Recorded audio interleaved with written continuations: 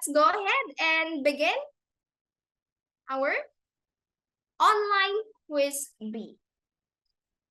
So, for question number 1, which element has Ca as its symbol? So, I'm already seeing answers now. Okay, please follow the mentioned format instruction. Okay, so for the question number 1, the correct answer is it's letter B. Yes, it's an easy peasy, right? So the calcium is an element with the symbol capital C and small letter A, which actually came from the Latin name calx, which means lime. So in the prehistoric times, we are actually able to extract calcium by heating limestones. Yes, but it was actually Sir Humphrey Davy who first isolated this element by the electrolysis of lime and of course mercuric oxide. So much for the etymology. We have next the atomic number. So for the atomic number, guys, please remember it is equal to the number of protons. So given in the screen, what do you think, or how many do you think is the number of protons present in the calcium element or in a calcium atom?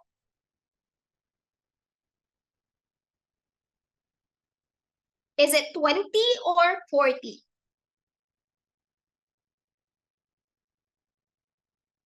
Okay, very good. Thank you so much. So yes, the total number of protons present in this calcium element is 20. But there are certain instances wherein the total number of proton will be equal to the total number of electron. And that is when that atom is neutral, meaning to say it is uncharged. So we can say that if this calcium element or atom is uncharged, the total number of electron is also 20. Now, for the scenario wherein the calcium element is charged, or if it is a form of ion, it can either be cation or anion. So for cation, it is positively charged, but it actually lost an electron. So it is different from the usual term that we give to positive, because in our everyday lives, we use positive like receiving something, accepting something. But for ions, it is the other way around. Now, for an ion, it is negatively charged, but it actually accepted an electron. So I do hope that's clear with you guys. Let's proceed with the next one. We have the atomic mass. So the atomic mass on the given element is, it's 40. Now, my question is, how many is the number of neutron? What do you think is the total number of neutron? Based on the given hint on the slide, well, if the total atomic mass, very good, John Paul. So it is 20, because atomic mass or atomic weight, as used by others, that is equal to the sum of the total number of protons plus neutron. So that's for the atomic number and atomic mass. Next, so what are the common uses for calcium? First and foremost, it is for the growth and development of our bones and teeth. Yes, it is actually needed by our body as a form of mineral. So if we are to combine calcium with phosphorus, for example, it can form calcium phosphate, which actually hardens and strengthens our bones. So having healthy bones is an indication that we are less likely to have fracture if you ever fall for someone. Charot. Yes, but yes, kidding aside, that is why our golden boy, Carlos Yulo, has actually a strict diet when it comes to calcium intake, because he needs enough calcium to avoid fracture or broken bones because of the frequent tumblings that is required in artistic gymnastics. And did you know, Carlos Yulo did break a leg? And lastly, we have alloy making. So alloy, it's actually a combination of two or more elements. So it's usually a metallic substance. So if you are to add calcium with other elements, we can actually create something used for casting or molding, and of course, for hardening the bearings used for the motor or vehicle parts. That's all for calcium that you need to know of. Next, let's move on to, of course, if you're rationalizing, we have to know why are the other options not the correct answer. So let's talk about the other options. First, we have carbon. So for carbon, it's with the element symbol C. And it was named after the Latin name carbo, which means coal. But according to Sir Antoine Lavoisier, it can either be charcoal as well. And for the atomic number, of course, it's already there. That would be 6. And for the atomic mass, it would be approximately 12. But there is actually an event or a special property exhibited by carbon, which is the isotopes. Yes, for isotopes, you just have to remember that it has the same element, the same number of protons, but different number of neutrons. Like for this example, we have carbon 12, carbon 13, and carbon 14. So these are some of the isotopes of the carbon element.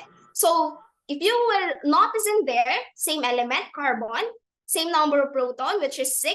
And of course, for the neutrons, they actually differ. So we have 6, 7, and 8. But the most prominent one is, of course, carbon 12. For carbon 14, that's used for, usually for radiometric dating. So I hope we're clear with that. And lastly, what are the common uses for carbon? First and foremost is the lead of the pencil. So please take note, guys, the leads of pencils are actually not made from the element lead. It is actually made from graphite, which is a form of carbon.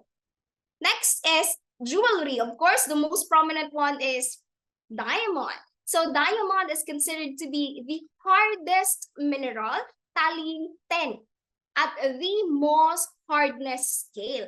Meaning to say, if it has 10 in the scale, no other minerals can scratch it. Sana all. So it's like an untouchable one. Next, we have human body composition.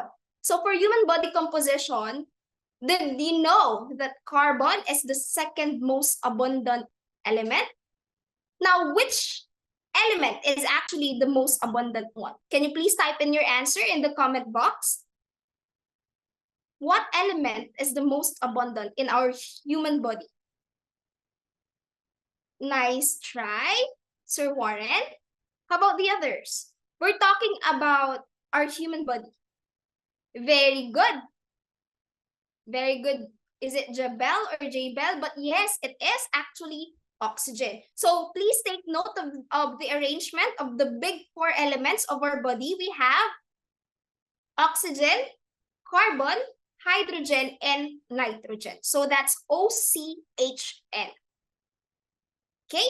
And it's actually, carbon actually is considered to be one of the backbone of the organic molecules, such as carbohydrates, lipids, proteins, and nucleic acids. And last, common use of carbon we have for fossil fuels. Yes, when we talk about fossil fuels, guys, these are actually the remains of the prehistoric plants and animals that had been buried deep within Earth's crust. So if we are going to use these fuels, we are going to burn them, usually, to, of course, get the stored energy that we are actually using to, for example, to get electricity. And here in the Philippines, our primary source of electricity is the coal, which is an example of a fossil fuel. So I hope information overload na ba? But then we are still in question number 1, ha? So next element we have cadmium. Cadmium, it's not the chocolate. Uy, that's Cadbury. But yes, we have cadmium with the element symbol CD, which actually was derived from two words. We have from a Latin word named cadmia, and for Greek. So calamine, it's not calamine. Calamine is zinc carbonate. And it was believed to have been discovered by Friedrich Strohmeyer. And that is based on his observation of the vapor coming out from a furnace when he roasted zinc oxide. Okay, so next question. The atomic number for cadmium, that's 48. How about atomic mass? That's approximately 112. So if you're going to get the number of neutron, 112 minus 48, that's 64. Okay? Clear? Can I see heart reactions once more? Okay, thank you so much. And now for the common uses, we have for batteries. So if you're going to add it with nickel or lead, we can actually create storage batteries used for motors, and of course for other purposes like for storage of the power storage batteries for power plants and for metal coatings as well to increase durability. Is it harmful? Well, I would just like to emphasize that it depends on the situation, because at some point cadmium can be radioactive if we are to expose ourselves to it, but we can actually add cadmium in our dietary intake for specific foods that we are consuming. And lastly, we have the californium. So californium, it was actually named from the location where it was discovered. And that is in University of California in Berkeley. So the isolation of this element was actually conducted by a group of scientists headed by Sir Stanley Thompson. And for the atomic number, of course, 98. For the atomic mass, that's 251. Bahala na kayo sa number of neutron. Char. And lastly, for common uses, that's for neutron emitter, primarily in nuclear power plants. So they are to use californium, and as portable metal detectors. So please raise your hand if it is already an information overload. Kaya pa yan ng 2 MB, kaya pa, okay? Kaya pa yan. Next, we are to proceed with question number 2. So once again, please be a keyboard warrior. Question number 2. The Philippines lies in the blank, an area where many volcanoes are active. Oh my gosh, ang dami, ang bibilis. Okay, so I think most of you got the correct answer. So let us reveal the correct answer here is letter A. That's ring of fire. Yes. And the other term for ring of fire is actually circum-Pacific belt. And it is actually a location that houses 75% of the Earth's volcanoes. So that's amounting to 450 volcanoes, which are actually mostly active. And unfortunately, sa nilawak-lawak ng mundo, our country is situated in the ring of fire.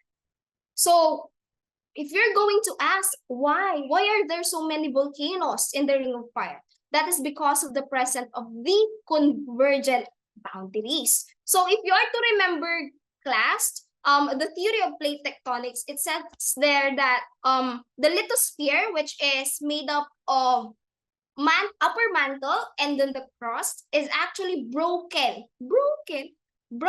into large slabs of rocks known as tectonic plates. So when these tectonic plates, when interact with each other, it can create certain activity based on its boundary.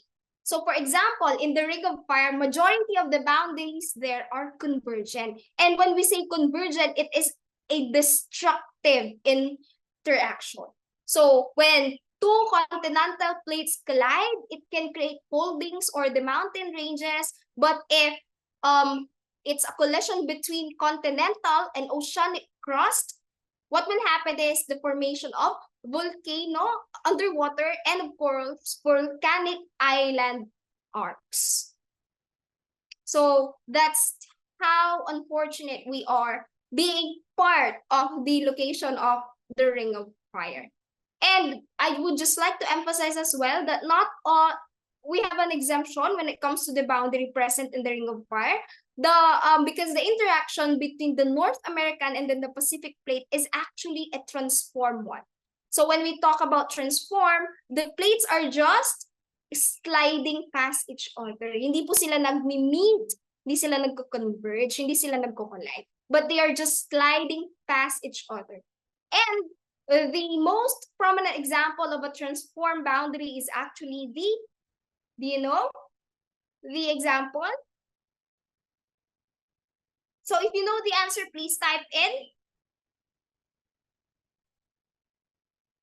So I think, let me just reveal to you the answer. The most prominent example is the San Andreas Fault. So that's an example of a transform boundary. So before we move on to question number 3, let's just have a short breather. Kailangan na natin ng breather. So can you please determine if the screenshots flash in your screen is real or fake? I hope that some of you were able to come across these posts in Facebook because okay, thank you so much, Sir Marvin. Yes, the answer is it's fake. Yes, because these posts actually circulated last month. And according to the fact-checking team of Rappler, and of course, according to my research as well, it is rated as a fake post because this post actually is serving like a warning with an attachment of the list of the possible places that will be affected by the supposed magnitude 8 earthquake here in the Philippines. But when I actually click the link attached, it actually redirected me into an e-commerce platform. So on my first try, I was actually redirected to Lazada. On my second try, I was actually redirected to Shopee. So it was actually used as a clickbait, panghatak. But it actually had a negative impact to the public because it aroused public scare. And it's not actually a good thing because here in the Philippines, we have to educate ourselves that we should be ready at all times when it comes to the occurrence of earthquake and volcanoes because the primary reason is we are included in the Ring of Fire. So even if, yes, unfortunately, so unfortunate is that we cannot avoid this. It is inevitable. So what we can do is to just mitigate the possible impacts of these calamities. So what is just true in here is that it is definitely we have to face the fact that the Philippine Trench and Manila Trench can generate more than magnitude 8 earthquakes. So yeah, that's for a short breather. Nakahinga ba? Char. So let's go ahead and move on to question number 3. Question number 3. What is the old name of the Department of Science and Technology? Please type in your answers. Again, please follow the mentioned format a while ago, the number and then the correct answer. So the correct answer for number 3 is, it's letter D, the National Science and Technology Authority. So who among you experienced rebranding, yung nagpalit ng name or alias? So that is also same with the DOST. So when we talk about DOST, guys, the OG name of DOST was actually National Science and Development Board, which was established during the American period. So the establishment of NSDB is in response to the passing of the RA 2057, or the Science Act of 1958. So in the Science Act, it actually mentioned in there that the nation should progress via science and technology. That's why we have now the DOST. But during the Marcos Sr. administration, it was revamped into a new name, which is NSTA. So for the NAST, or the NAST, for the one with academy, that is actually a counseling body, the one that gives advices for the DOST. But for NSTA, that was the previous name. And during the next administration by Cory Aquino, it was once again renamed as DOST. So please take note of the names and then, of course, the specific period. Now, let's talk about the unique features of the DOST logo. So first and foremost, we have the 4 circles. So these circles actually represent movement with regards to the progress of the nation through science and technology. So with the Science Act, it actually offered a lot of scholarship grants to the aspiring young Filipinos who wanted to pursue courses related to STEM. And of course, because the administration realized the importance of investing in science and technology for national development. So the next one is the 4-pointed star. I do hope that it's clear with you, the image, guys. So the 4-pointed star is equivalent to the scientific creativity. So creativity is the mother of all invention. No, that's necessity. But creativity can also bring forth novel ideas, fresh ideas that are beyond what is common. So that's for the star. Now, for the colors, we have there black, which represents the unknown, which is one of the goals of science, because we wanted to understand what is unknown to us.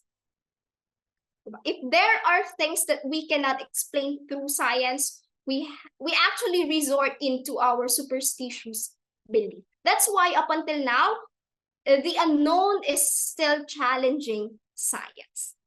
Next, we have white. White represents truth and enlightenment, just like what happened during the scientific revolution, where there were lots of rethinking about the common misconceptions about science before, which actually led to a better path for science. And look at us now. We are actually excelling so much in the field of science. And lastly, we have progress, which is going back with the goal of the Science Act of 1958.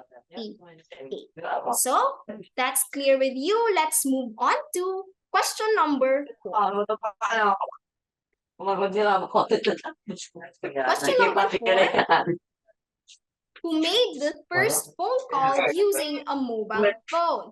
Again, I'm using answers. I would just like to emphasize we're talking about first phone call using mobile phone, not telephone.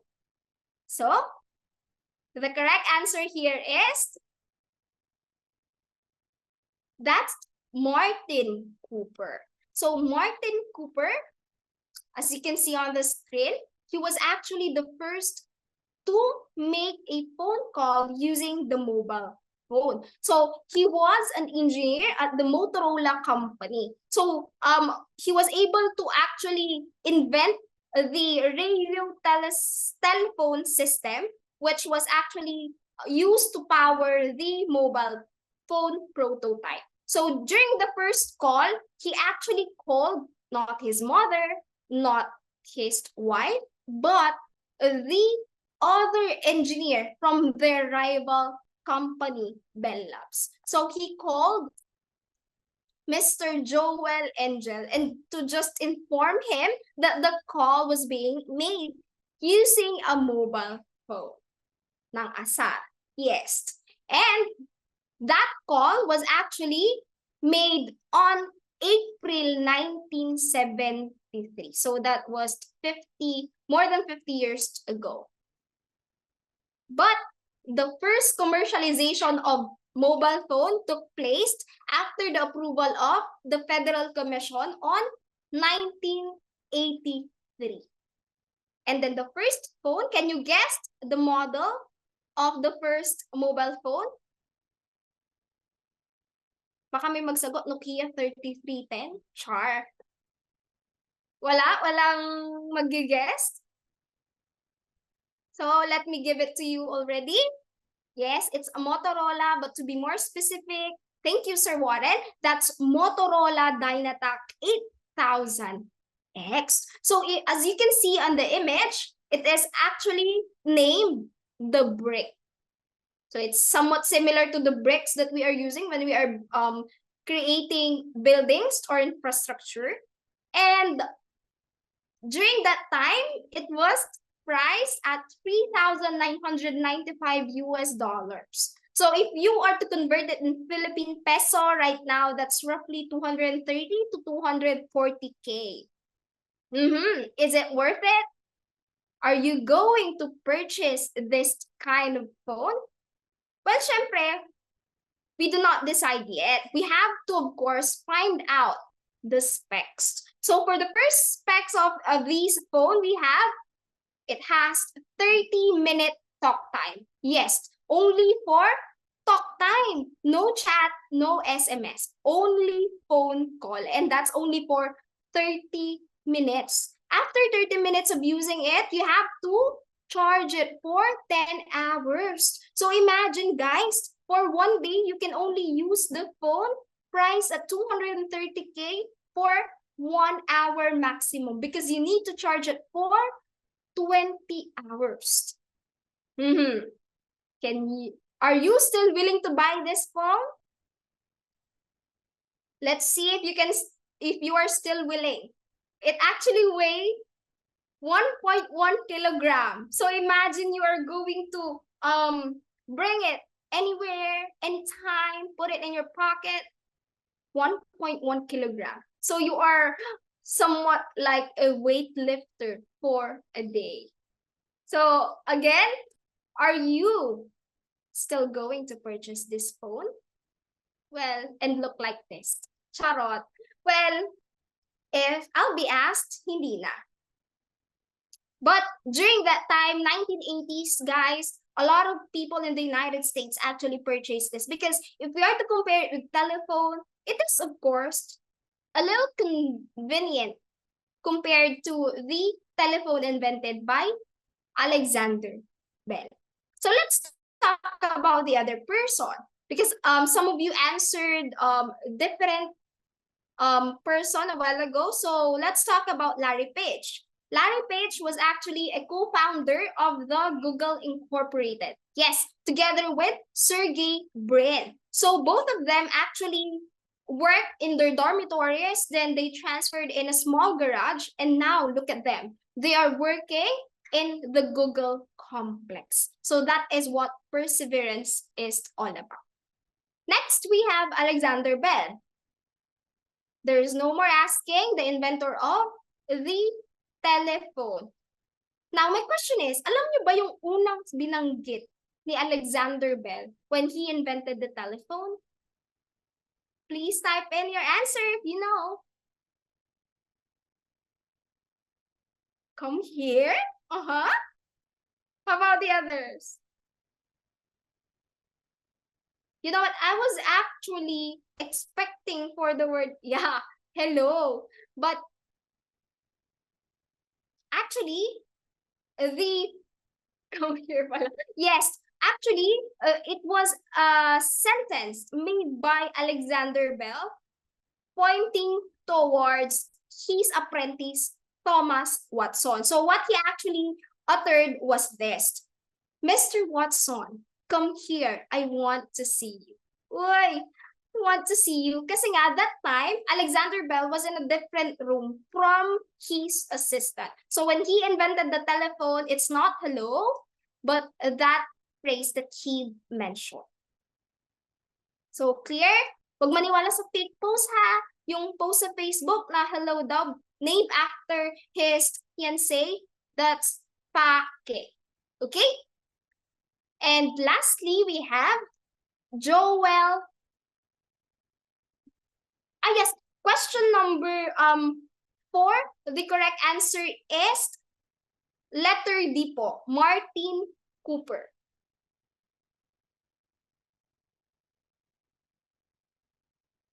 Okay na tayo. Thank you so much po, ma'am. Now, we move on to Joel Angel again.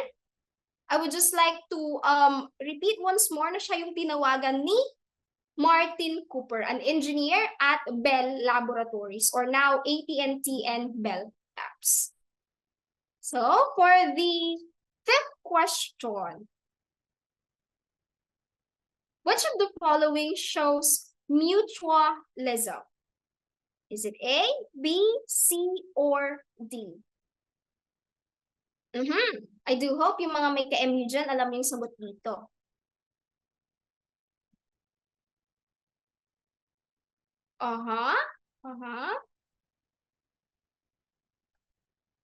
Please follow, guys, the mentioned format for us to be informed if for what particular question yung answer po ninyo. Okay? So, the correct, nagkagulo na sa ating comment box. So, let me reveal the answer to question number 5. It is letter D, Carabao and Egret. So, who among you is currently residing in province? I hope familiar kayo kung ano yung egret, ha? So, for number 5, the relationship between a Carabao and an egret is actually an example of mutualism. So when we talk about mutualism, that's MU, meaning to say both of you are understanding each other. But for the sake of symbiotic relationship, guys, mutualism means both are benefiting. So for this one, egret, the white bird in here, is actually feeding on the Carabao ticks. So the egret has a stable food source, while the Carabao, of course, will have the pest control because the ticks are actually being eaten by the egret. So that's win-win situation. Now, that's an example of mutualism. And since we are already in the talk of Carabao, let me just have a short trivia. Insert ko lang. The Carabao lookalike tamarau, which is known as the dwarf buffalo, is actually an endemic species to the Philippines, and it can only be seen in Mindoro Islands. So it is said to be endemic, but it is now critically endangered, meaning to say if this species goes extinct, we will no longer have the pleasure of seeing these. So that's for tamarau, dwarf buffalo. Next, let's talk about the other mentioned options, and then let us categorize what kind of relationship they exhibit. So for the first option we have, that's a human body and then a body loosed, or the lice, yung kuto, ang makakating kuto. So, what do you think is the relationship between these two?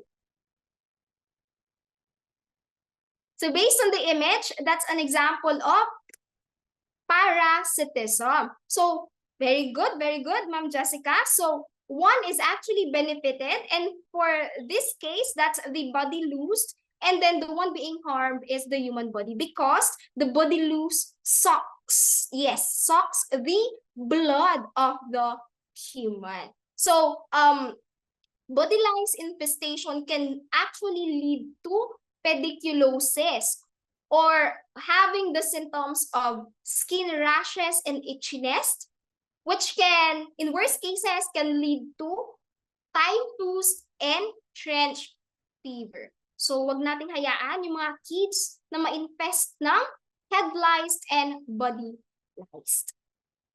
Next, for the moss on the tree trunk, that is an example of what relationship? Very good again, Ma'am Jessica. That's commensalism. So one is benefited. So in this case, that's the moss, while the other one, the tree trunk, is neither harmed nor benefited. So neutral lang, lampake, poker face, ganon. So that's for commensalism. And next we have rice and rice weeds. What do you think is the relationship? Very good. Ayan, mukhang magtatap na si Ma'am Jessica. We have competition. So competition arises when there is presence of limited resources. So in this scenario, we have the rice and then the weeds competing for the limited resources that they are getting from the soil or the available nutrients. And later on, if the weeds are actually, if they have grown taller than the rice plants, they will have more exposure to sunlight. So if that will happen, our farmers will have to, of course, make use of pesticides to kill these rice weeds. Lastly, we have, in this kind of situation, we have the lions eating a certain animal.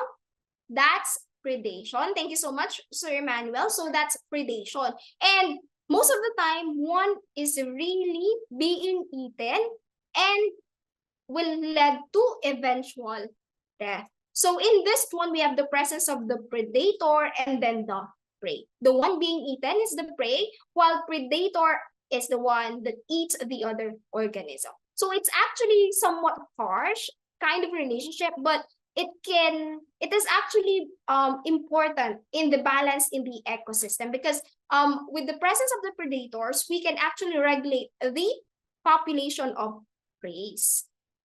So those are the examples of symbiotic relationships that we have. Now, let's try to answer 4 items regarding symbiotic relationship.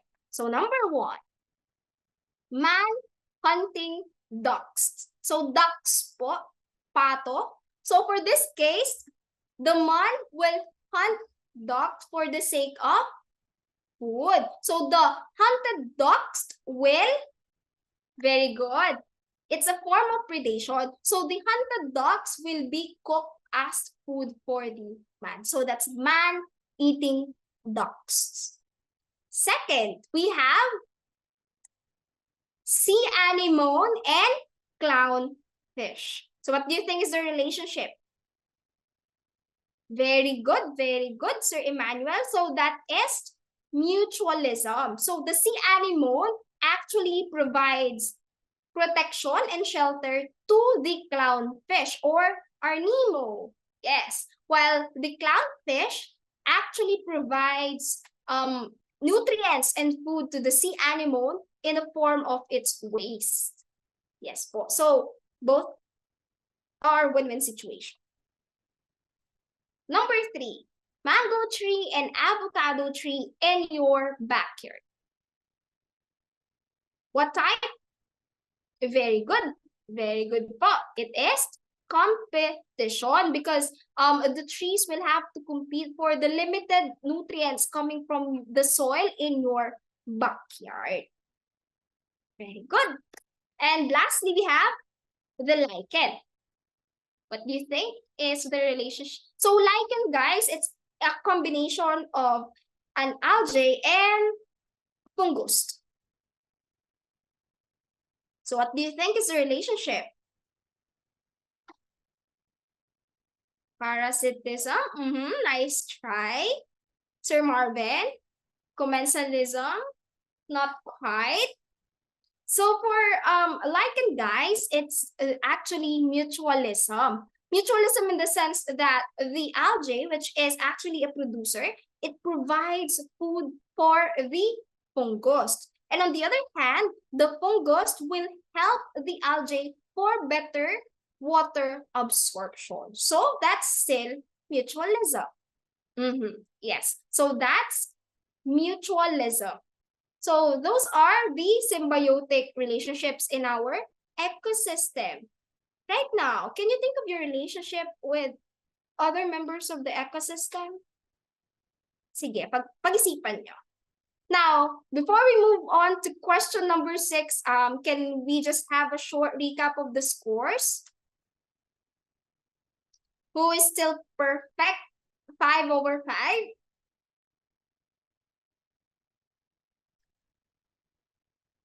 Sige, please type in your scores so far out of the 5 questions.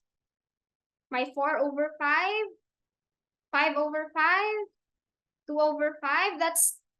Thank you so much, Sir Warren. So at least you are aware of your scores, and at the end of the day, what is important is that you are learning. So let's proceed with question number 6. For question number 6, grade 10 pupils of Miss Hortpilia were listening to a discussion of 7 R's. Which R was applied by Urza when she decided to use her old toothbrush to clean the window instead of throwing it away in the trash? Is it A, B, C, or D? Again, Ursa made use of her old toothbrush to not clean her teeth, but to clean the window. So, according to the 7 environmental sustainability, the correct answer here is, please do not forget to follow the instruction for your answer. Have the number and then the correct answer. So, the correct answer here is, that's letter D, reused. So yes, let's begin with reusing. So when we talk about reusing, it's more of like making DIYs. So instead of just throwing things, you are going to look for other purpose where you can use these old materials. So that is reusing, just like using the old toothbrush to clean the window or to clean your shoes. That's reusing. Next, the next one is, if you're going to reduce your carbon footprint, of course, definitely you are part of the reduce team. So you can decrease your carbon footprint by using reusable products. Or for example, you're going to Starbucks, and then instead of using their plastic cups, you can make use of your own tumbler from Starbucks. Char. So that's for reducing. Next, if we are to say no, once again, saying no, meaning to say we are refusing. That is refusing. Refusing to use any kind of single-use plastics.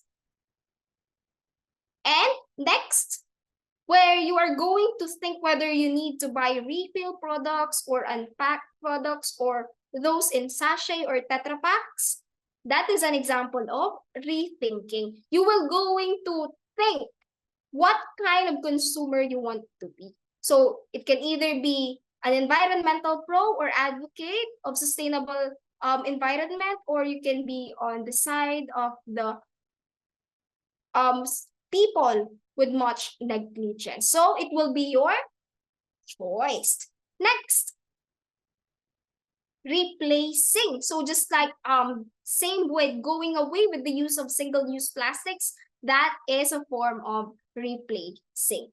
Next, when you're going to fix your broken heart, no, fix the damaged appliances that you have so that you can use it again, that is a form of repair. Yes, you have to mend what needs to be mended. Hoy, ganon. So that's repair. And lastly, if you're going to, for example, make use of compost pit for your organic substances, yung mga nabubulok, that's a form of recycling.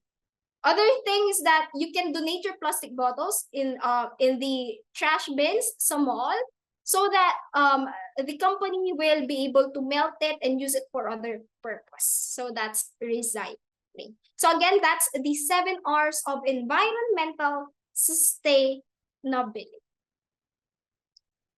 I hope that's clear with you, because In previous times, we just have the 3 R's, right? The reduce, reuse, and recycle. We also have the 3 R's in Prop Ed, the reading, arithmetic, and writing.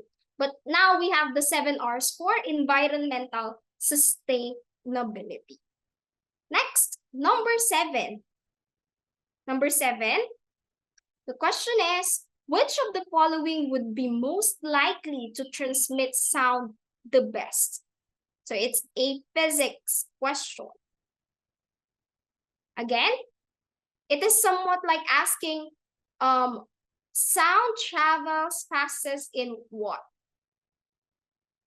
So I'm now seeing different kind of answers.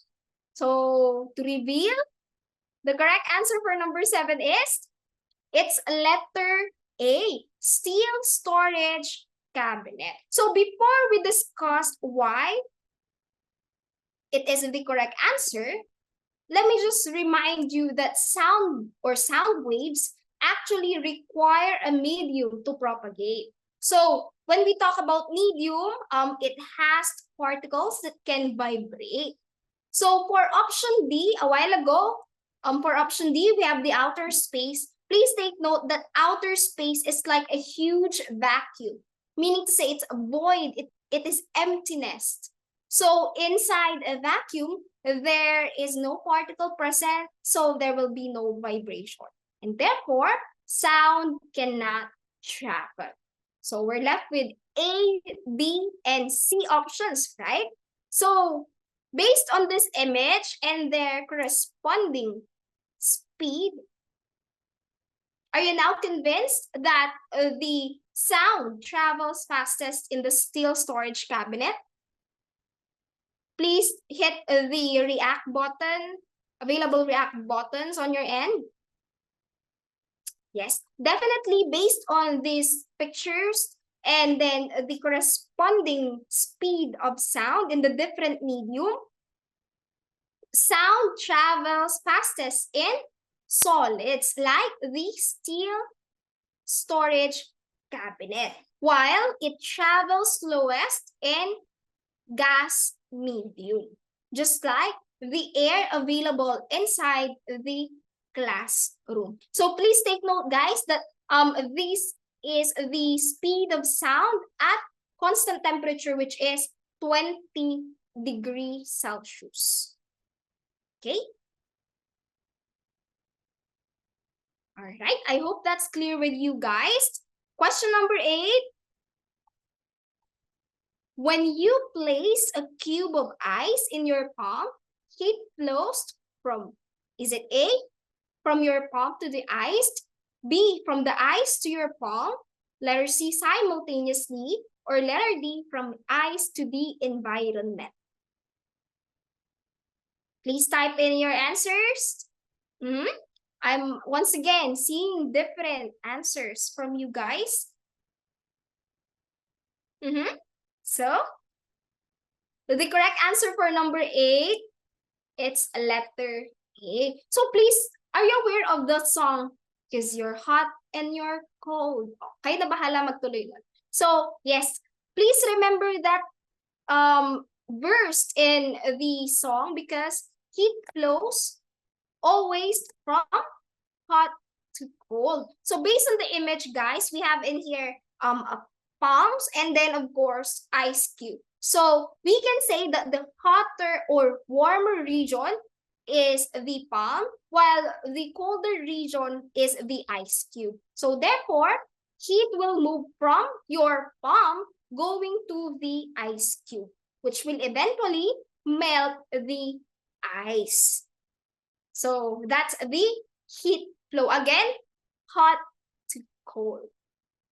Now, since we are already in the discussion of heat flow, allow me to remind you of the modes of heat transfer. Paano ba napapasa ang init ng ulo?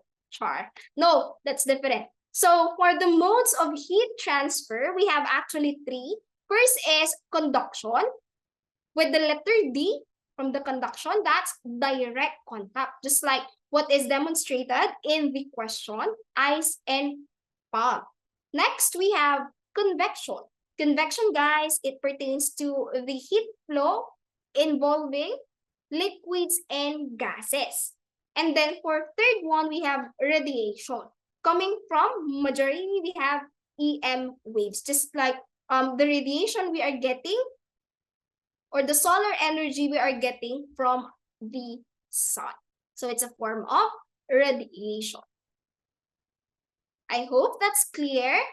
Let's proceed with number 9. So let's talk about a bit of history. So the Bronze Age ended when humans began to, is it A, B, C, or D?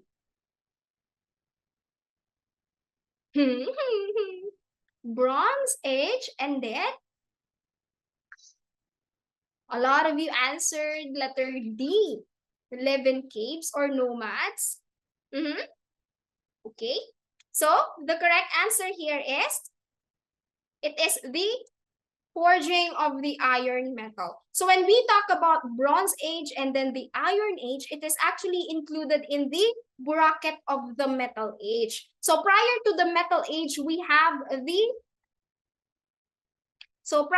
Metal Age, guys, we have the Stone Age, namely Paleolithic, Neolithic, Paleo, Meso, and Neo. So following that, we have Metal Ages. So for Metal Ages, actually, it started with prehistoric people using copper. So they made use of copper in exchange of these stone tools that they've made. Please take note, guys, for Stone Age, one characteristic is the being a nomad. Yes. So people from the Stone Age are actually nomads. So they live from places to places. Now for the Metal Age, after copper, they were able to add tin to copper to produce bronze, which is, in comparison to copper, it is way durable and having better strength compared to copper. So again, bronze, that's combination of copper and tin. And after bronze, we have iron. So during this time, class, please remember that iron was basically used for warfares and paraphernalias. Meaning to say, a lot of, after the after the discovery of iron, primarily with it being used in creation of armors and shields, we have the occurrence of several wars. The different wars established by the different fighting kingdoms. So that's the Metal Age. Now, just a brief review of this one. When we talk about prehistoric class, it means to say these are the events happened prior to the invention of writing. So my question is, what is the name of the first writing system? What do you call the first invented writing system?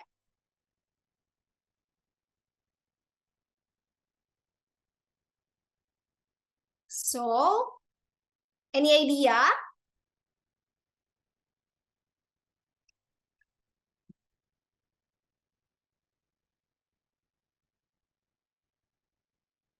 Hieroglyphics. A good guess. In what country? Right now, it is located in Iraq. Very good, Sergio. Yes, yes, it is. Very good. The correct answer here is cuneiform, invented by the Sumerians, part of the Mesopotamian region. So with the invention of writing, here comes the bracket of history, meaning to say all of the events are recorded via written documents. So in the history, we have the ancient, which included the rise of the civilizations like Sumerian, Babylonian. And for the hieroglyphics, as answered by one of the members of the group, it was actually invented by the Egyptians. Yes. Next, we have the Middle Ages. Please take note, it's the Dark Ages characterized by the fall of the Roman Empire and the occurrence of the Black Death. Black Death is a bubonic plague that struck Asia and Europe, which actually caused by a bacterium Yersinia pestis.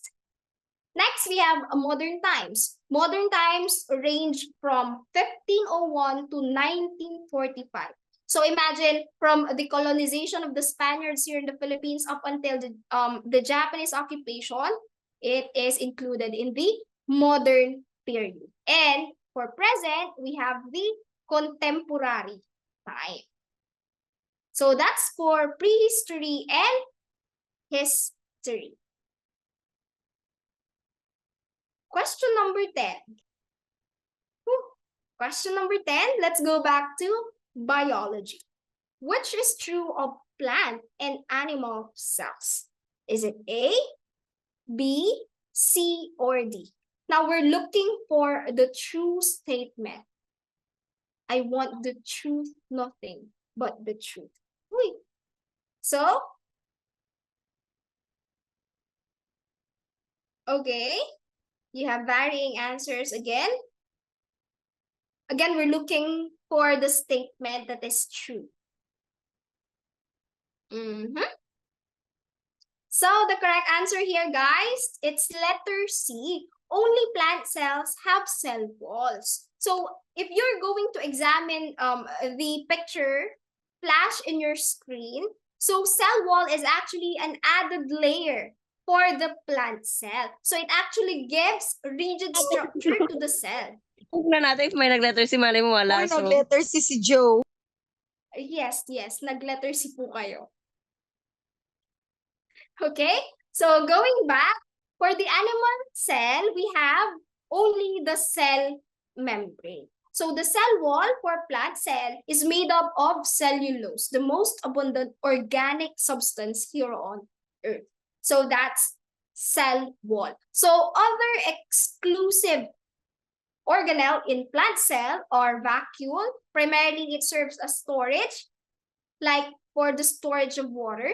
And we have the chloroplast, which actually houses the green pigment chlorophyll. Now, here to talk about animal cell, we have here the centriole. So for centriole, it is actually participant for animal cell division because it can be used to determine the location of the nucleus of the cell. So that's for the difference between plant and animal cell. Again, plant cell only have, cell wall is only present in plant cell. So I hope that's already clear with you guys. So, score recap once more. After 10 items, can I see who's now leading the online quiz bee? Please share your score.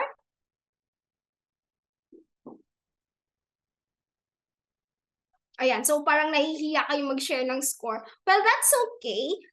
What's important, once more, I would like to reiterate that you are learning. So from our mistakes, we are learning. Ganyan din naman ako nung ako ay nag-review.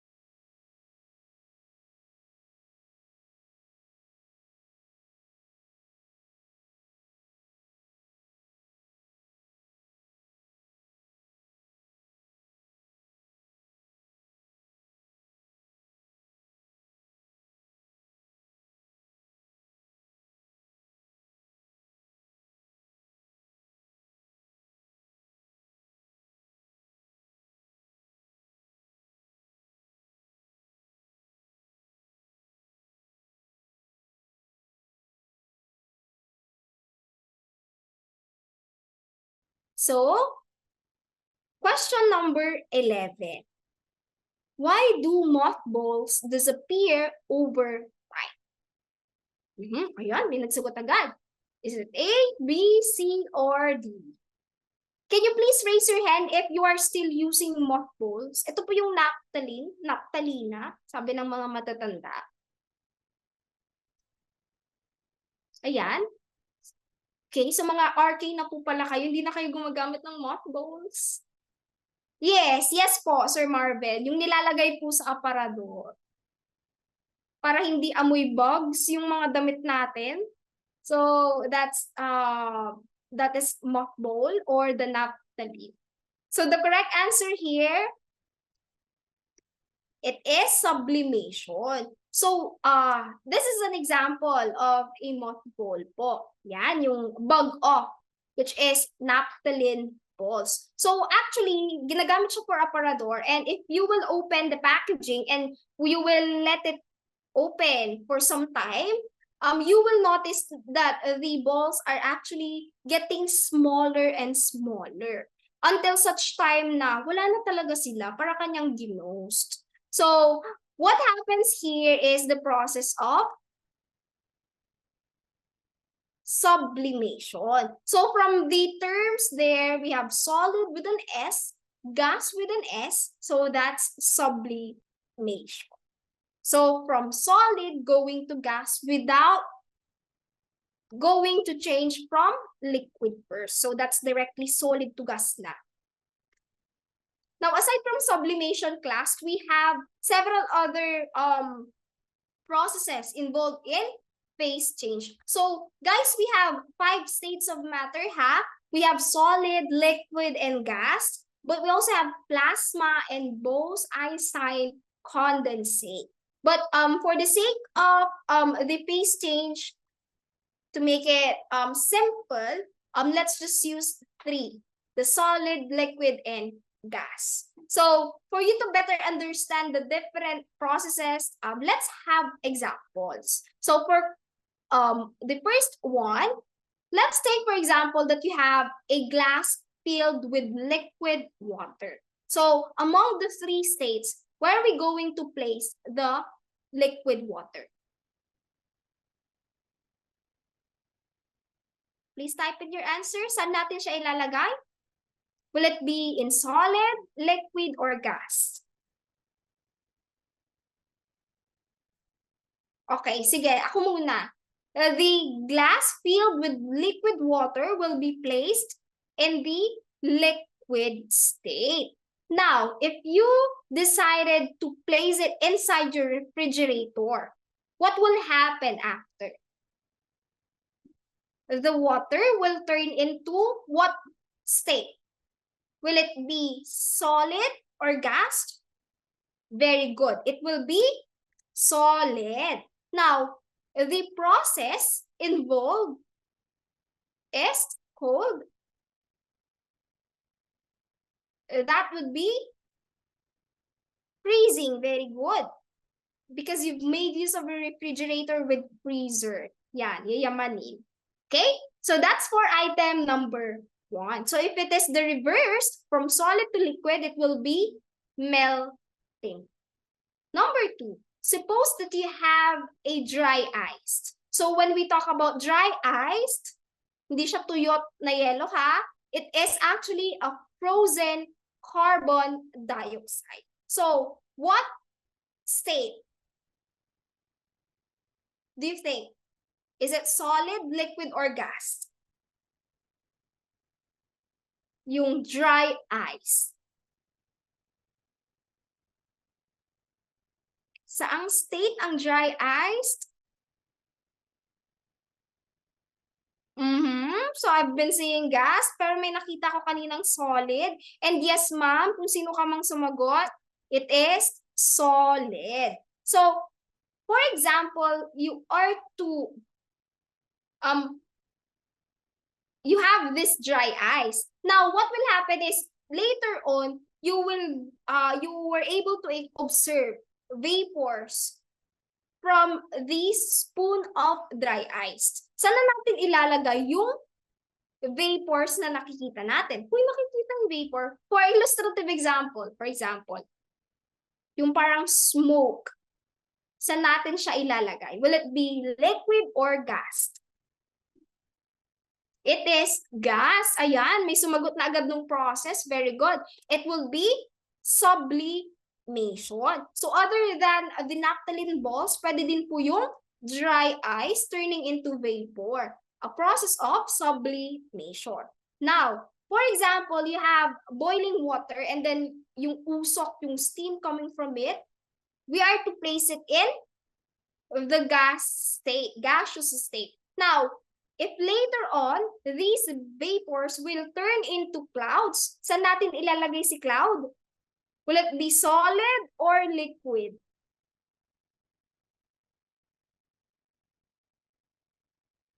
Take note, it's very good, ma'am Joanne. So that would be liquid. Very good. So that is the process called condensation. So that's for the phase change. For the reverse of condensation, please remember that's evaporation. For the reverse of sublimation, that's deposition. So I hope that's clear with you guys when it comes to phase change. Now, moving on to question number 12. Who among the following proposed the heliocentric theory?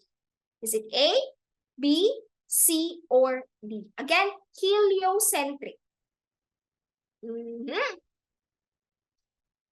Iba-iba na naman sila ng sagot. Okay, so for question number 12, guys, the correct answer here is, it's a letter D, Nicolaus Copernicus. So for heliocentric theory, please remember that is sun-centered. So the image shown is actually with Nicolaus Copernicus, and then the heliocentric model. So in the past, prior to the scientific revolution, ang pinaniniwalaan is the geocentric theory, placing the Earth at the center of the universe. But there was a certain period in time wherein we have Aristarchus. He was actually the one who first proposed heliocentrism, but he was not able to defend it much because of the persecution and cancellation he received from the general public. Pero may naglakas loob after some time. We have Nicolaus Copernicus, who further arranged the planets according to the increasing distance from the sun. So, of course, given that concept, we can say that he placed Mercury as the closest planet, while the Jovian planets like Jupiter are placed farthest to the sun. Okay? So that's for heliocentric theory. Again, I would just like to clear again the misconception. Before, they believed that the sun is the center of the universe. But as of today, it is actually at the center of just the solar system. So I hope that's clear with you. And the proposal of heliocentrism actually paved the way for the scientific revolution. That's why sometimes, if you are to encounter it in the board exam, scientific revolution is sometimes termed as Copernican revolution in honor of Nicolaus Copernicus. So again, thank you so much for answering number 12. Let's proceed with, okay, so before I forgot, the other person mentioned here, we have Claudius Ptolemy and Aristotle. They are actually supporters of the geocentric theory, while Galileo Galilei actually helped in the proving of the heliocentric model. So, ayun po. Next, number 13. Kaya pa ba? Please hit the heart button if okay pa yung heart nyo. Ayan. So, mukhang hindi na okay yung heart. But then again, let's proceed and champion number 13. What does a stick of unlit dynamite demonstrate?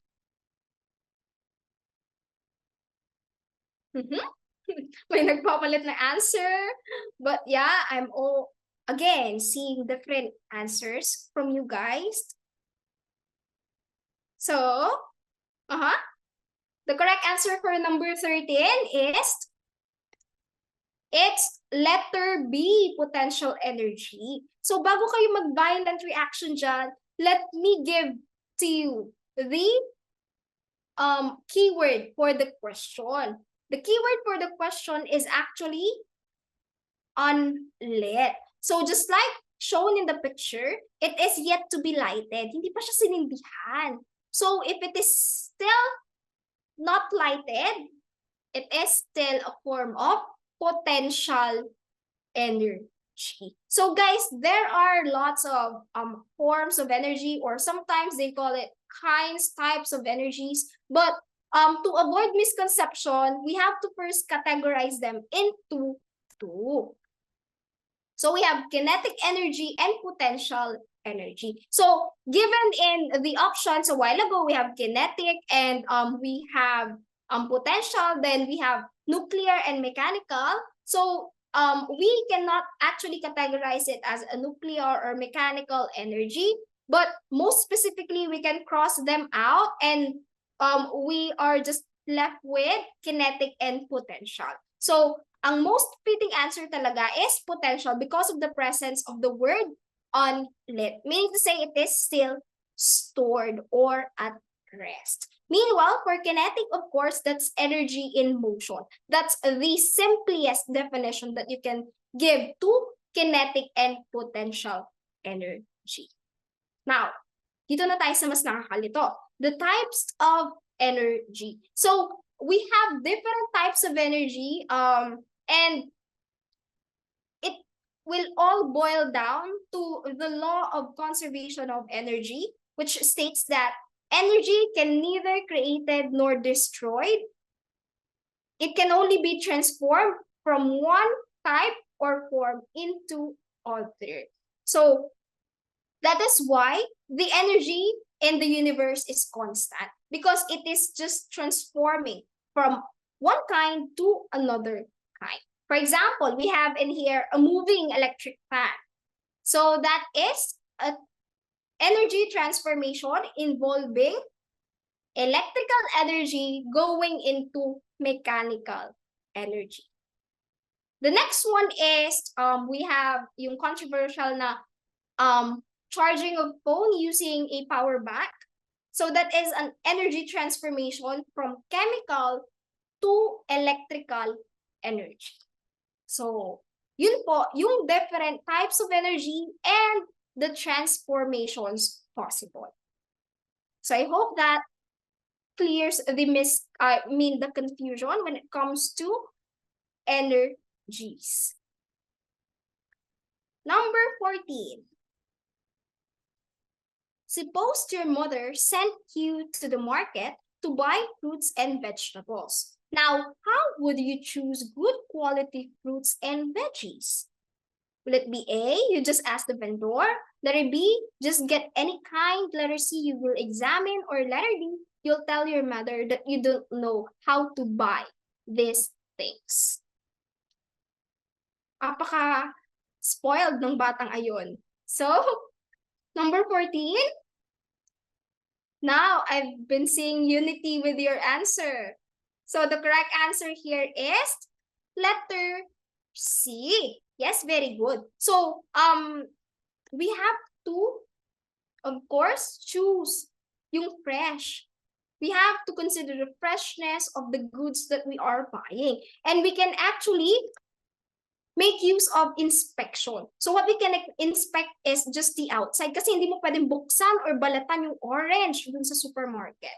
What we can do is to just make inspection outside, or the outside appearance of the good. Now, we can make use of our senses. For example, just like what is the pictures showing, the girl is smelling the orange. So by smelling it, you will have the hint of whether it is free from insecticide or if it has traces of insecticide. Other kinds of things that you can do is you can touch.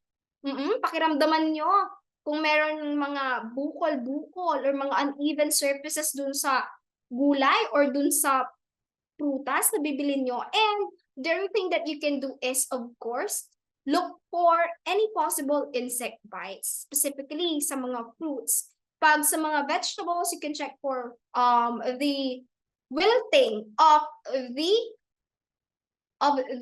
leaves of the veggies. So that's for number 14. Number 15, ayan. Number 15, gorilla, orangutan, and chimpanzee have similar characteristics because of that they are classified as A, monkeys, B, prey, C, primates, D, predators. You know what? Well, as I am seeing your answers po, nag-flashback yung season namin.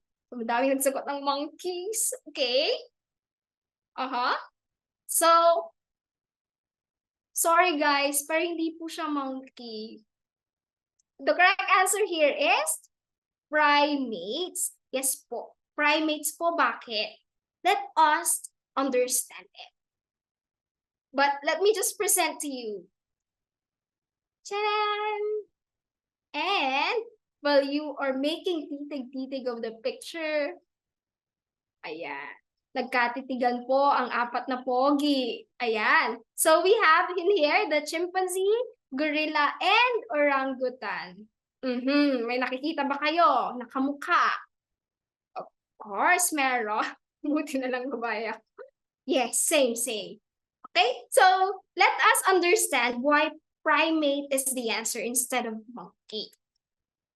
By understanding the biological taxonomy or the hierarchy of classification. We have the domain, kingdom, phylum, class, order, family, genus, and species. Or the Dear King Philip, come over for good spaghetti. And presenting to you the 5 fighters for tonight's event. Charan! We have the gorilla, the orangutan, chimpanzee, we have human. Yes, it's human po ha. And we have the monkey. Tuwang-tuwa ang ating monkey dyan. Okay? Salamat kayo. Hindi ko kayo kilala. Parang surprise lang ito. Kung hindi, ilalagay ko kayo dyan. Well, kidding aside, let's first talk about them regarding the biological taxonomy. So, what do you think is the domain for the 5 fighters? Alam niyo ba kung anong domain sila? Dominante? No, hindi po. The domain for the 5 fighters, domain po ba ang Animalia? Animalia is an example of kingdom. So for domain class, it is Eukarya, meaning to say these fighters are eukaryotes, meaning to say they are multicellular organisms. Ang cringe, nakikita ko yung mukha ko. Yes, multicellular organisms, meaning to say they have 2 nucleus and membrane-bound organelles. So lahat yan ha, eukarya. Now, for the kingdom, as you were answering a while ago, Animalia. Yes, including po ang humans. We are in the kingdom Animalia. Wala pong kingdom of humans. Wala pong ganun ha. It's kingdom Animalia. Now, for the phylum, what do you think? Are they still together or iba-iba na? Do you have any guess for the phylum of the fighters? Iba-iba? Well, the phylum po is still the same. Magkakasama pa rin po for the chordata. Chordata means that we have vertebral column or yung backbone po. So lahat ng yan may mga backbones kagaya ninyo. And for class is still the same. They are all mammalia, meaning to say they're considered mammals with mammary glands and of course fur. Yes. And for order, what do you think is the order? Ako po C1. Hindi. Order po is it's still primates. So ito po, dito na po yes, very good, Ma'am Chloe, still primates. Meaning to say, that is the reason why we cannot answer monkey because together with gorilla, orangutan, and chimpanzee, monkey is included in the order primates. Yes po. But we have the so-called group of great apes. Yes po, apes ha. Letter A-P-E-S, yes. And yung great apes po, ito ay kinabibilangan ng gorillas, orangutan, chimpanzee, and humans. Pero hindi kasama, hindi naman. Nasa planet Earth pa rin po pala tayo, Sergio, ha? So, dun sa great apes po, it's actually a specialized group that is not including the monkey. So, hindi po sila kasama. Why? What do you think is the most unique or the thing na present sa monkey na hindi present sa atin? Ayan.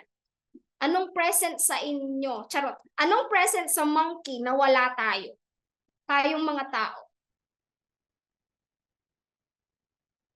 Palms? Yung pinakaunang makikita. Like kahit wala ka pang gagalawin or titignan sa monkey, kita-kita mo na yun eh. Ano yun?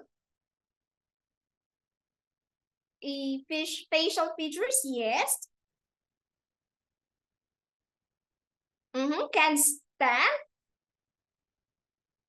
So you have the idea, class, but to be more specific, grabe yung buhok. To be more specific, it is the presence of the tail. Bakit? May buntot ba kayo? Sabihan niyo ko kung may buntot kayo, ha? So, yes, having tails po. Yung mga monkeys, ayan, meron po silang buntot, pero tayo wala. But according to the theory of evolution, yung tailbone po natin dati ang buntot. Pero kasi hindi na natin siya nagagamit, so bigla na lang siyang, hindi naman bigla, but eventually nawala siya. So that's one of the difference na meron tayong great apes sa monkey. So I hope that's clear with you guys. So proceed na natin dun sa family. Yung family po dito, hindi nakasama ang monkey. Walay na sila, ng ibang pamilya na siya. So the four fighters are included in the family of Hominidae. But for monkeys po, it's actually Cercopithecidae. For genus, dito na, magkakaiba na syempre, alangan magkakapareho pa tayo. So we have, for gorilla, of course, genus of gorilla. For orangutan, we have, I don't like to read it as pango, I will just read it pango. Pango for orangutan. And for chimpanzee,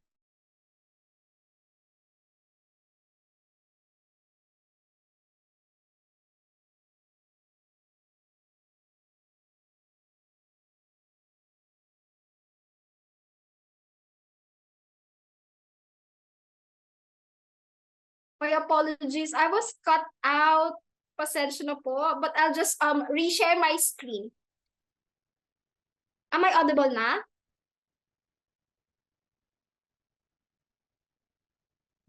Can you please confirm, guys, if I am still audible? Okay, thank you so much. And pasensya na po, nag-cut yung internet connection. And yes, by the way, saan tayo nag-end? Saan yung huli ninyong narinig so that we can repeat it once more? Ano? Pan. Okay, yes. Okay. Allow me to just reshare my screen.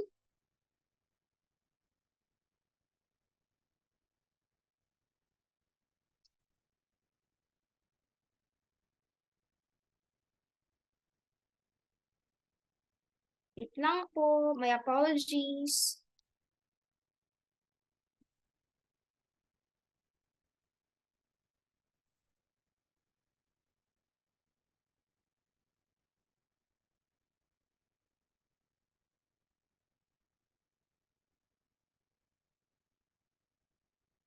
So as I was saying po, magkakaiba na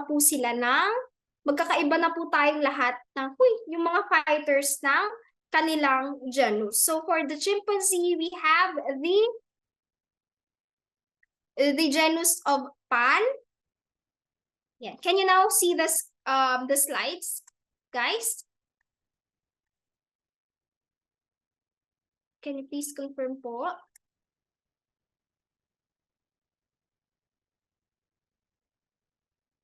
All goods na po ba?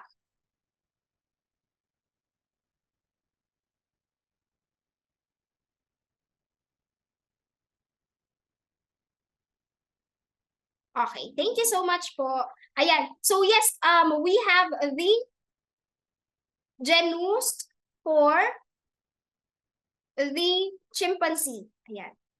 Next, we have the genus for humans. We have that is Homo.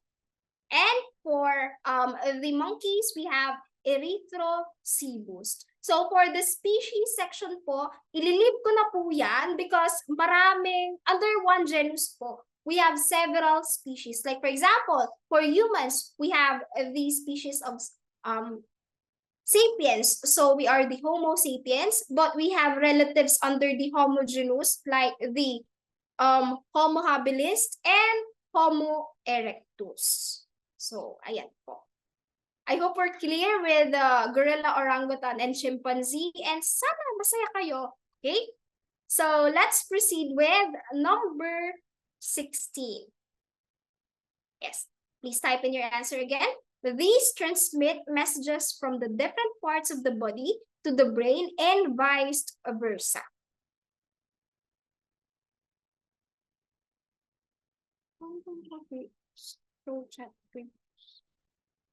Ayan. So, the correct answer here is, thank you so much for typing in your answer. The correct answer here is letter B. Ayan. So, we are already given the keyword there, brain. So, ang nag-carry po ng signals are the neurons or the nerve cells. Now, let's talk about the structure of the neuron. S. So first and foremost, at the center of the neuron or the nerve cell is, of course, we have the nucleus. So the nucleus is actually the control center of the nerve cell, but the control center of the body is the brain. So every neuron, meron po siyang nucleus din.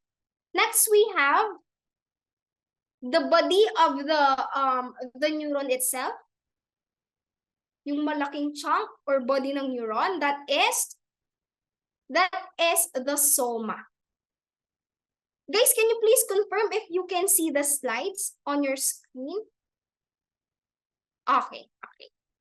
Kasi baka napapatungan nung comments ninyo. Alright, thank you so much po for confirming, sir. So yes, soma is the cell body.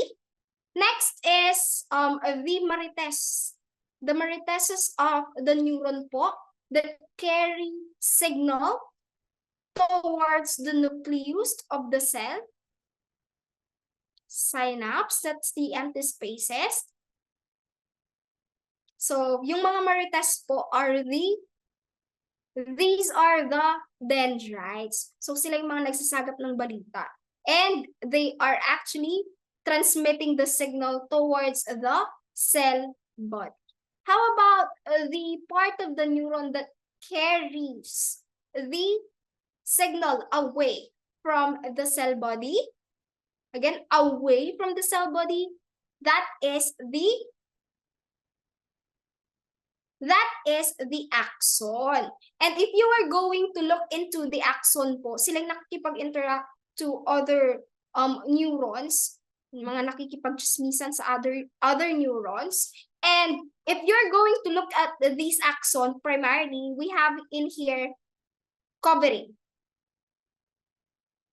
So, covering.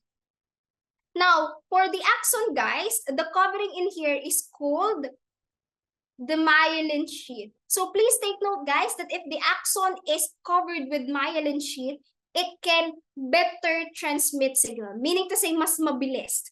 niyang matatransmit yung signal compared to the unmyelinated axon. Next part in here is the node of Ranvier, which is, as denoted in the image, that's the spaces in the myelin sheath that is present.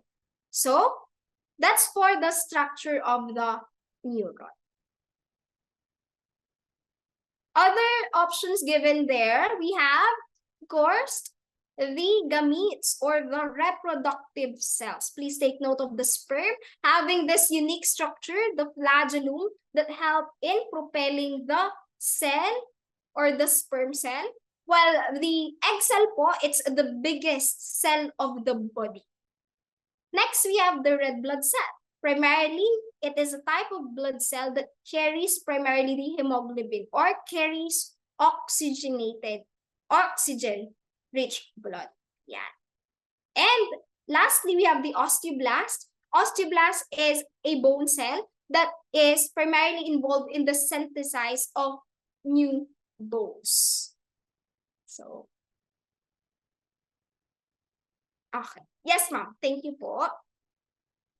And number 17, which carries the oxygen-rich blood to the head, arms, chest, waist, and legs?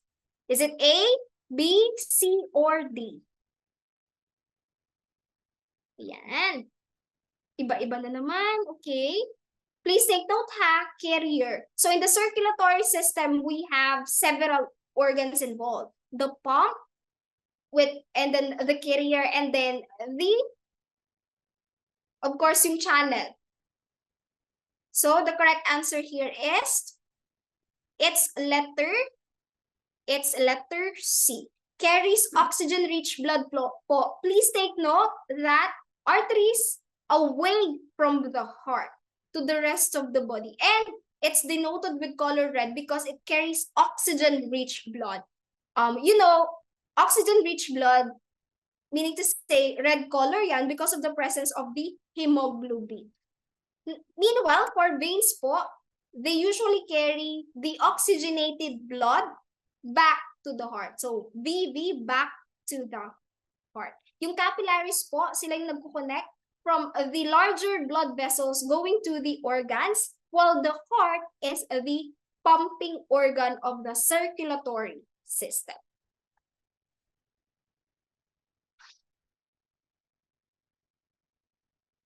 Number 18.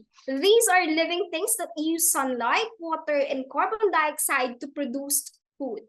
Is it A, B, C, or D?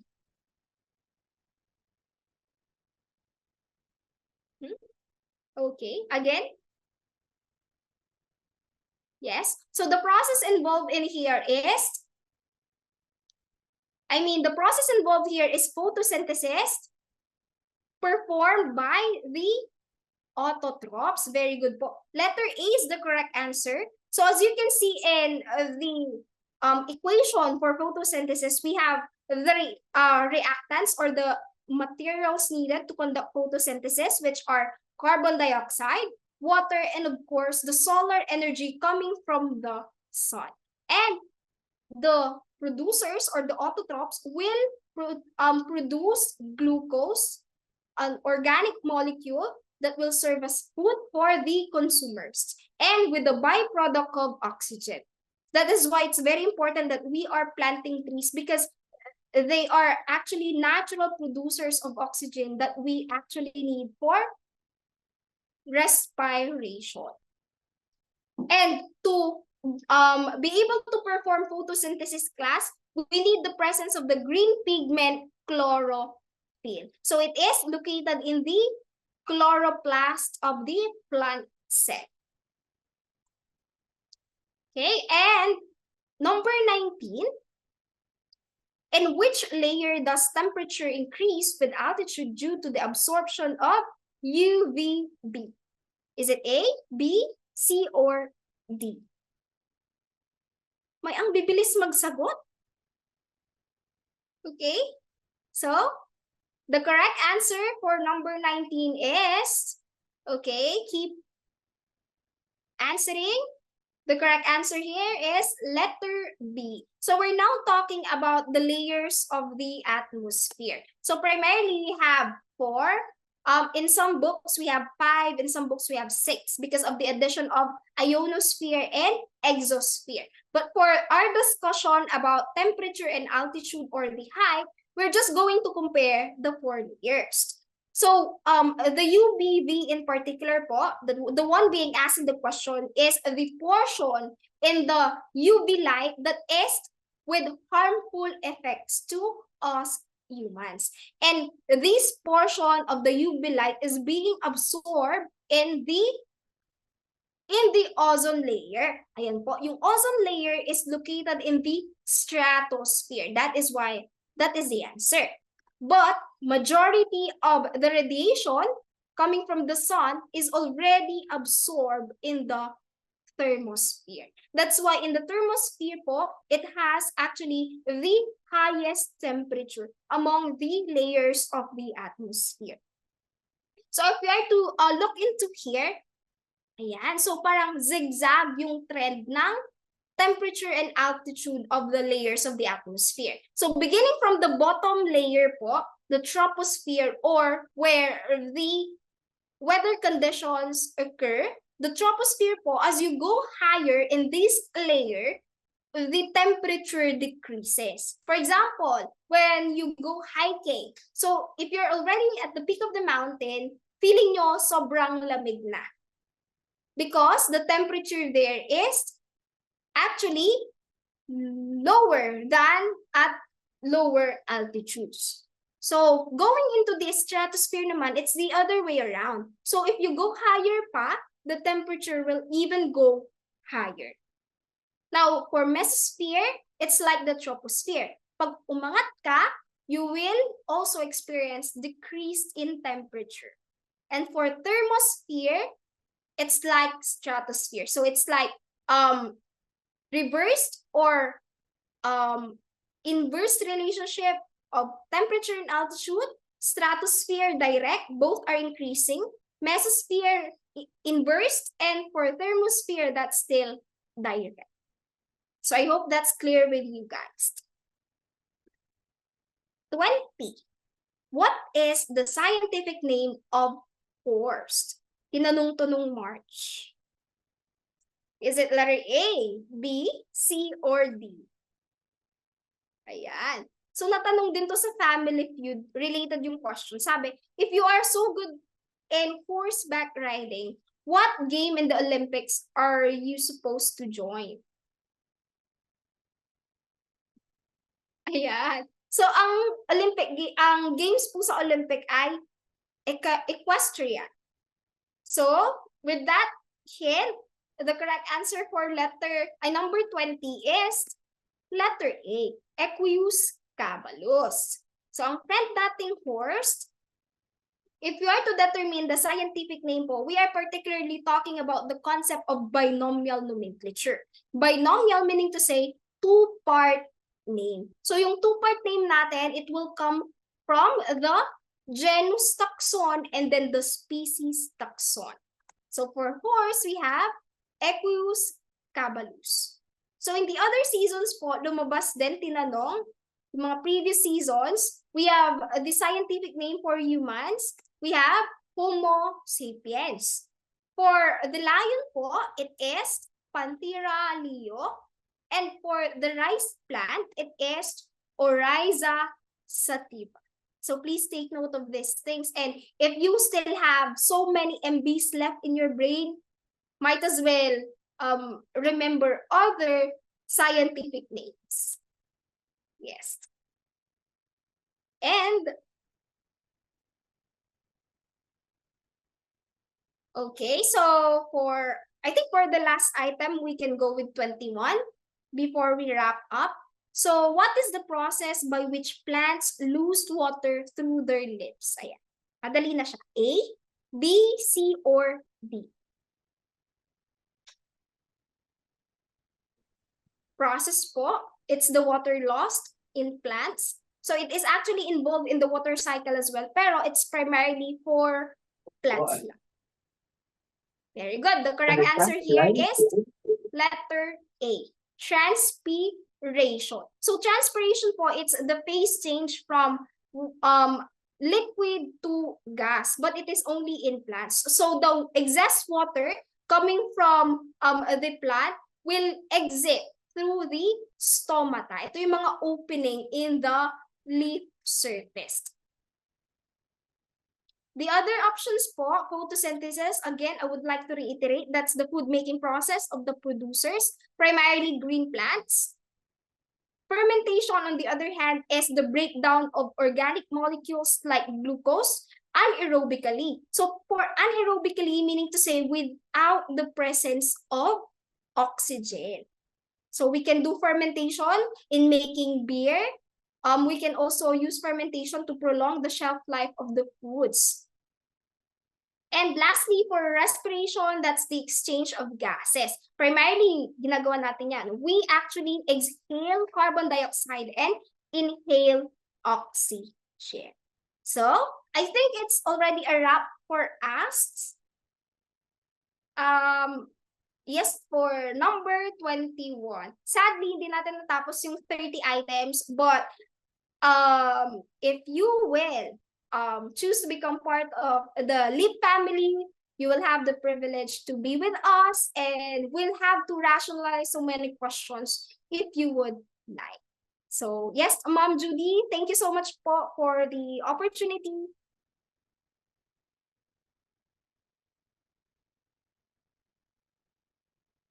Ayan, so na-post na po sa ating comment box ang ating winner.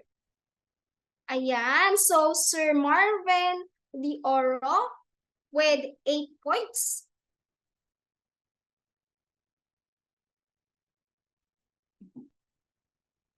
Okay.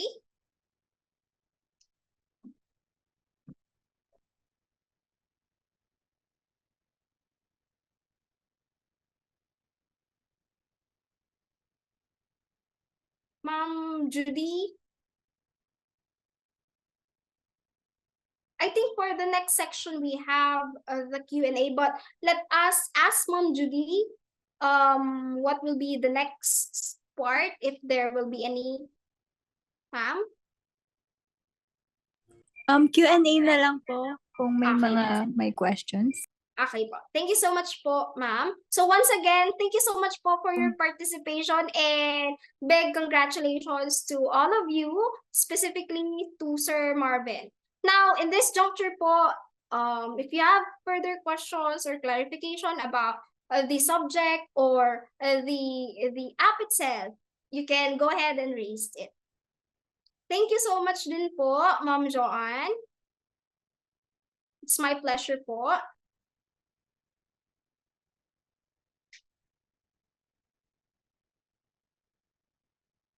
Thank you din po.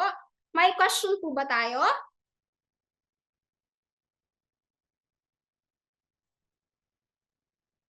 Ayan. So while waiting, kung sino man yung mag-raise ng question, again, thank you so much for being with me. This is my first time. So sa mga kapwa ko newbie, hello, hello. And sa mga OG po, thank you so much for staying with us in this free online review. Sama-sama po nating kunin ang ating pinaka-inaasam na lisensya. Huy, diretsyong Tagalog. Ayan.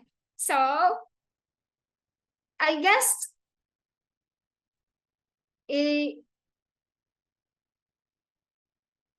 ayan, wow. So we have for Sir Marvin De Oro with scholarship. Congratulations po. For the new scholarship grant, we have the second placer, Emmanuel Dampelat. So we have, sir, congratulations po. Mag-uwi ka na fundamental package. Ayan. Congratulations po.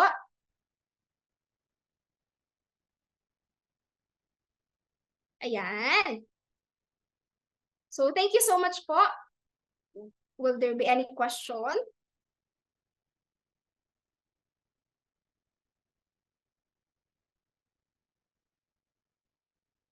I guess silence means no na kasi walang question. Ma'am Judy, mukhang wala po atang. Okay.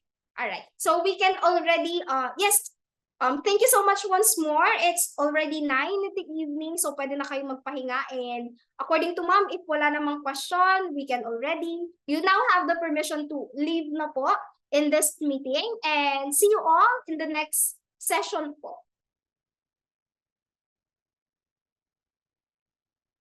Ayan. So don't forget to like, share, and subscribe po sa ating official Facebook page ng LIP Review and Educational Services Incorporated. Ayan. Once again, goodbye and good night, everyone. Baka walang nagsasabi sa inyo ng good night. Good night.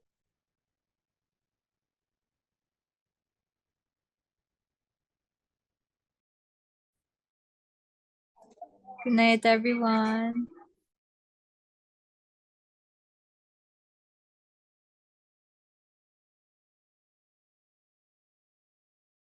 Ay, Ma'am Judy, may mga further instruction pa po ba kayo for me or Very good na po, ma'am. Thank you so Okay much po. for this evening. thank you so much You did po, good. Ma'am Judy. Okay, Goodbye, thank everyone. you. Good night. Thank you po.